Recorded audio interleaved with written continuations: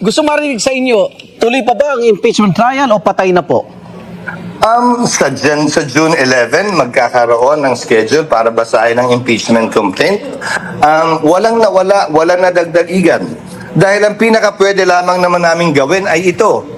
Mag-issue ng summons, mag-convene, sumumpa, mag-issue ng summons. Hanggang dun lang.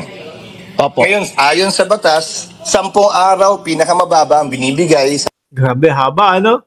Oh, sabi ni Moods Cover, halata ang galawan. Sabi ni Neng Gigi, GAGO, itong si Chis, akala yata ay mga bobo ang lahat ng Pilipino nakikinig sa kanya. Kasalanan mo yung keso. nasasakdal Na sumagot. para sumagot. So kung June 3 kami nag-convene, 10 days para sumagot, hindi pa namin alam kung hihingi siya ng extension. So June 13 siya sasagot. Kung June Kung sinasabi ng Vice Presidente na handang-handa na siya, bakit niya pa paabutin o tatapusin o ilalaps yung 10 days? 'Di ba? Kung handang-handa ho, ako mga bossing, ganun ho kasi ang ugali ko eh. Ugali ko, kapag kaalam kong nasa tama ako at kaya kong ipagtanggol ang aking sarili, hindi ko na pinagtatagal. Gusto ko matapos agad yung problema ko. Gusto ko maipaliwanag ko agad yan. Oh, yung unang araw na pinadala ng summon, eto na, ready na kami, game na. Di ba? Eto na, ready na kami, game na. Hindi ko na hintayin yung 10 days na palugit sa akin. Ipapaliwanag ko na agad yan. Halata ng taong bayan. Sabi ni Ma'am Loida Arnado, delaying tactics talaga niya yan. Dapat convene na sila kaagad. 11, June 21 siya sasagot. Tapos na ang termino ng kongresong ito, pati ng mga prosecutors. Pagdating ng June 30, hindi po na sila otorisado na mag-appear sa kaso. Hindi naman po pwede na panig lamang ng nasasakdal ang papakinggan namin nang walang kabilang panig. Oo, ito tama yung sinasabi ni Lance, no?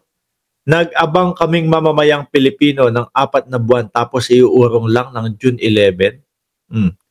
Ano ginawa nila nung 4 na buwan? Kahit papaano naman, syempre pumapasok na sa isip nila yan. Di ba? Haba na din ang panahon na yun, mga bossing. Opo. Ngayon kung ang tanong mo, Igan, ay, bakit hindi nyo naisipan to? Babalik yung tanong sa mga kongresistang gigil na gigil. Bakit hindi nila naisipan yan nung inupuan nila ng 2 buwan yung mga impeachment complaints para lamang ihain sa huling araw ng aming sesyon? Tapos ngayon ay mamadaliin kami. Okay, so yung tanong nga, buhay pa ba ang impeachment o hindi natatawid sa 20th Congress? Magkaiba ang opinion ng mga senador dyan, Igan. Napakinggan niya nung isang araw. Iba ang opinion halimbawa ni Senator Tolentino sa kabilang banda. Iba ang opinion ni Senator Risa at ni Senator Pimentel. Yung bagay na yan, malamang, Igan. Pagbobotohan namin, Ako di talo na. Yung dalawa. Di ba? Talo na yung, kung boboto ho, mga kababayan, yung Duterte Black na sinasabi, talo na. Di ba? Ibig sabihin, walang pag-asa na marinig ng sambayan ng Pilipino kung saan napunta yung pera ng bayan. Dahil lang po sa timeline, ano? Dahil hindi pwedeng tumawid from 19th Congress to 20th Congress, yung pagnanakaw di umano doon sa kabayan ng bayan, hindi na maririnig ng sambayan ng Pilipino. Tama po ba ang pagkakaintindi ko? Dahil lang doon sa ano na yon, dahilan. Ito nga ho, mga bossing. Papakita ko sa inyo ng mabilisan to bago tayo tuluyang magtapos. Tingnan nyo ho ito, mga kababayan. Kumalat na po to sa internet, no? Inano lang namin, inedit, binlock lang namin tapos pinuti yung sulat, mga bossing. Kumakalat ngayon to sa internet. Kinuha lang namin, no? Resolution, tingnan nyo. Pero ito, wala, aaminin naman natin sa inyo, wala hong lagdayan, mga bossing. Kumbaga, baka proposal pa lang o baka nilalapat pa lang nila. Resolution introduced by senators. 19th Congress of the Republic of the Philippines, Senate, no? Hindi ko sigurado kung mismong galing sa Senate to o kung may gawa-gawa lang, pero kumakalat ho ito.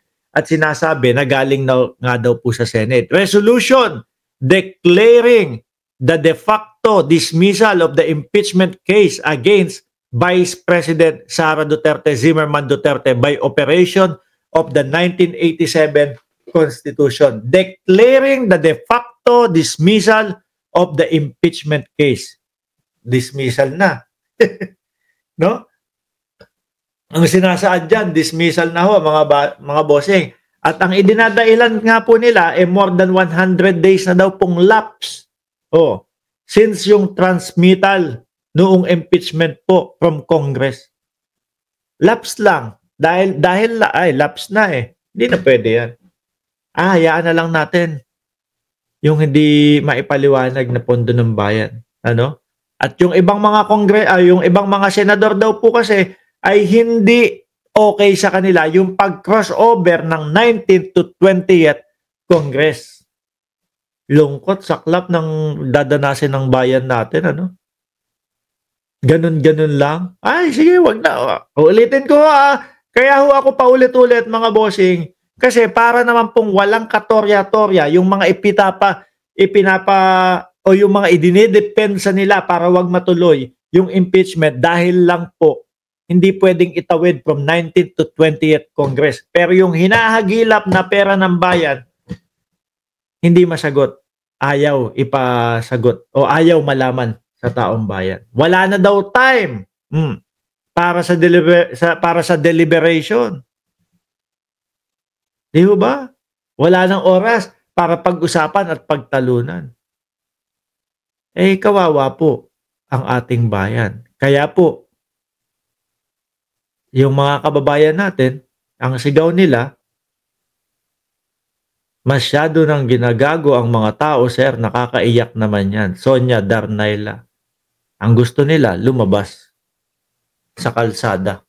No? Para po dito, gusto naming marinig yung dahilan, gusto naming marinig kung saan napunta, lumabas tayo ng bahay natin. Yan po ang kumakalat ngayon sa internet. Mga boss, Chief Amo, sir, lagi po namin kayong i-update doon sa mga balita dito. Lagi po namin kayong hahatiran ng mga manggagaling po sa mga senador natin. Muli po, ako'y magpapaalam muna. Maraming salamat and God bless po sa ating lahat.